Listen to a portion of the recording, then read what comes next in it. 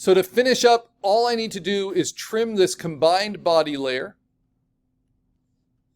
on its outside edges, and then I get to treat the whole creature together with some really fun techniques. So dodge and burn, we've looked at a little bit with our landscape. That's playing with the lighting, the shadows, the highlights. But then a technique we haven't played with so much is called clone stamping. Though I used it a little bit for the Aesop's Fable people on the bridge, to kind of get them out. And that's a kind of a reverse blending eraser where we can move and add textures onto different places within the image.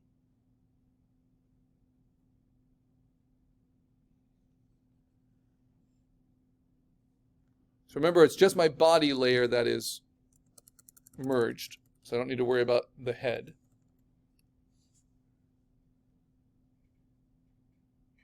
And along with dodge and burn, there's also a tool called the sponge tool, which I could use to desaturate some of the green on this edge, but easier just with a 1 pixel feather to carve this out. Try to get rid of these little bits of debris.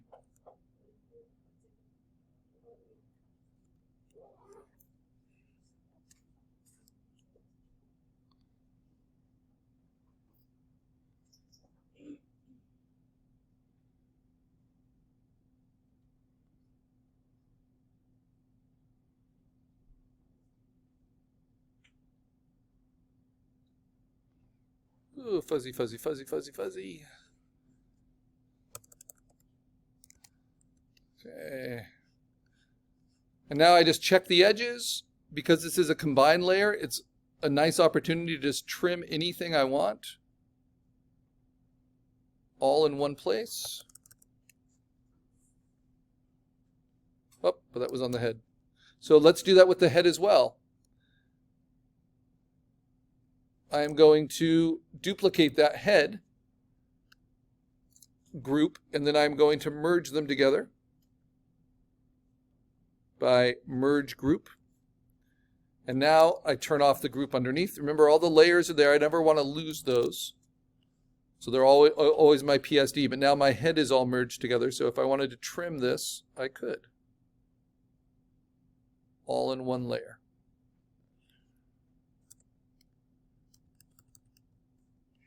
And if I wanted to trim some other things, like this feather, well, I don't think it really works all that well. So I'm just going to take it out.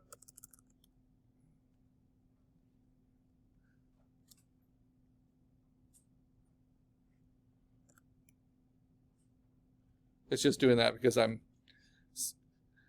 flicking with my stylus and it thinks I'm trying to move the selection. And because I've already deleted the selection, there's nothing in there to move. So it warns me nothing was selected. There's little debris, anything kind of floating off. This is where I get annoyed because it's stuff that's on my laptop screen and I keep trying to delete it and it won't delete. So be wary of stuff on your laptop screen. Okay, so I've trimmed it out. Does this meet all the requirements? Yes, indeed. It's got at least 5 things together. I could turn off the background and submit it, but this is pretty much all the same skills as our landscape. So I'm going to turn off all the background and then I'm going to save it as a copy, as a PNG to submit to Canvas. Remember, only online file formats, no Photoshops, please. No PSD files to Canvas because they won't show up. They'll just be attachments and they'll take up all your memory. So then I go to assignments. I actually already have it open here. And I edit my original post where everyone should at least have their sketch posted by today. And I will show my completed, this is a requirement, my completed creature, composite creature, uploaded as a PNG with the background turned off. So it's like a sticker. right? Because PNGs support transparency. So then if I take it, there's the PNG. I mark that orange. That goes to canvas. Bring it in. For a brief second, when you hit save, you'll see that it doesn't have a border. Make it a little bit smaller because it will be on like a blue. Oh, usually it is, but that is trimmed out. How can I check that? If I double click and open it in preview, you'll see how it will have a gray background instead without a lot of debris around it. That's why I want to do it as a PNG. But what about these extra tools, these extra techniques? So now that we have it all together, I'm going to show you at this step, I'm going to go to my topmost layer. I'm going to hold down Option, and then I'm going to say Layer Merge Visible. That puts both the body and the head into one layer. And now with that, I could, of course, do direct adjustments, but hopefully everything kind of matches anyway. But I can say, okay, I want to push everything a little bit brighter. Maybe I want to play with the color balance on the whole thing, make everything a little bit cooler, a little bit more magenta, warm up the highlights just a bit, cool down the shadows. There's really no harm in this as long as you're not going too far in any one direction. It's nice to be able to do these things to a combined layer, right? It's a little bit different. It's from that to that, right? But the big reason to put it all into one layer is that you can select the empty space around it, actually without contiguous, because there's lots of little undercuts in the quills and things, and then go to select and mask and just slightly soften the entire edge a little bit. I have a 1 pixel there, a 30% shift, so let's see what that does. If I zoom in, this is 300%, right? You see how it just bites away from all of the edges just a little bit, and that kind of cleans it up. That's like the finishing pass on cleaning up all of your edges all at once. And that will help with any like stray pixels that are off in the background that you didn't erase. Next, I'm going to make a new layer. And I'm going to call this layer Clone Stamp. All in capitals. This is like spreading Bondo all over a car you're working on and then like adding a fin to it, you know, adding extra structures, customizing it. I'm going to mark this layer by right-clicking next to the eye, red. So how do we use the clone stamp? And we only want to use it in this way, with the background turned off on top of a combined layer. We're going to click on the clone stamp tool. It's underneath the brush tool, just the regular clone stamp tool. We can see the tool options up here. This is like the reverse eraser. It's going to really be helpful to some of you. I want a hardness of 0. I want a brush that's fairly big, soft edged, not as big as like an eraser for blending, but maybe close. And I want to start with opacity of 100%. And then the important thing is I want it to sample from all layers. Okay. Now this is how you use Clone Stamp. You hold down Option and your cursor changes to crosshairs. And then you target something like this. Or I'll do this. That area. And then wherever you paint, it's going to paint those pixels and carry them over. So how is this helpful? Well, if I wanted to bring this texture onto the chest, first I would target it here, and then I would start painting that texture down. And I can keep moving the target. Now, why do we do it onto its own layer?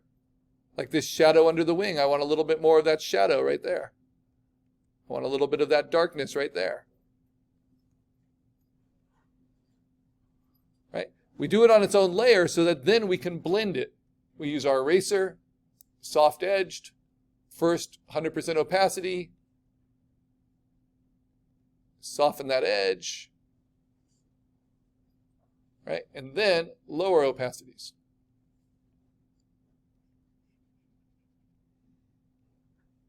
Okay, So what's nice about it is you can use that to match and bring textures through.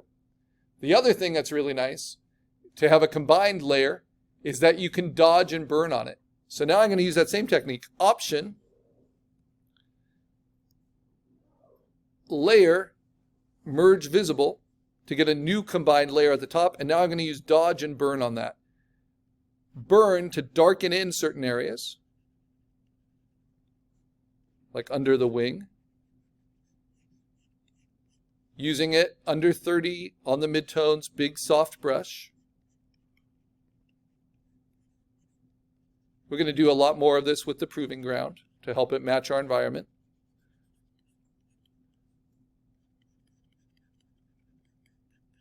And then the problem is when you burn a lot, it can get really saturated. Dodge is to brighten. Same thing. Something that's hitting the light, like the back of the wings here, the top of the tail. But I do this always on a duplicate because we often overdo it. So then I can just scale back its opacity. Now if it really oversaturates, what you can do is then use the sponge tool on desaturate. Again, large and soft. And where it got a little too colorful, I can take some of that color away.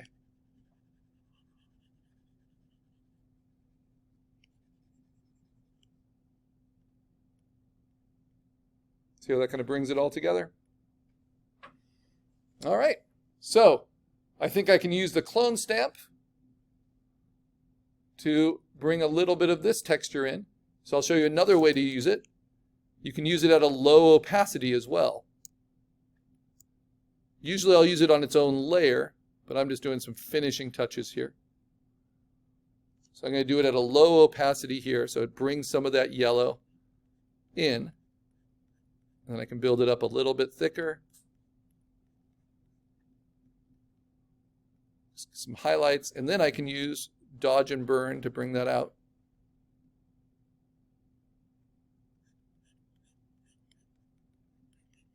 So I'll first dodge the highlights, and then I'm going to burn the shadows. So I always do midtones. Burning darkens. In the midtones, dodge brightens. So the seams around the wing can really darken that up. Until I'm happy with my creature. All in one place.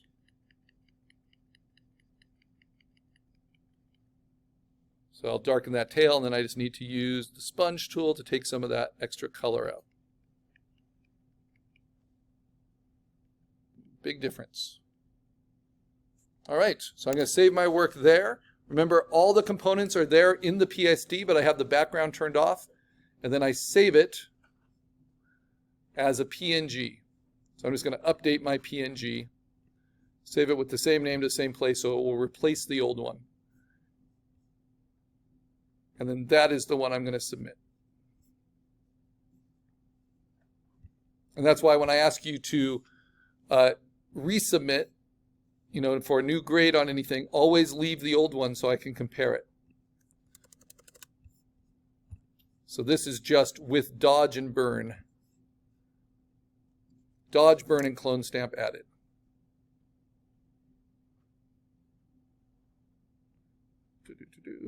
Make it small, and then I'll label it as that.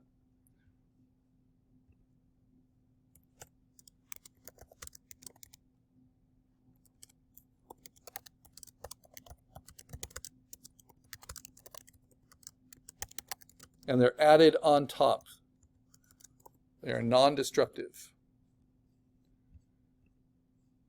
So in mine, it's a pretty subtle difference, but if you need to kind of bring patterns all the way around, it can make a much bigger difference. All right, that will do it for assignment 2.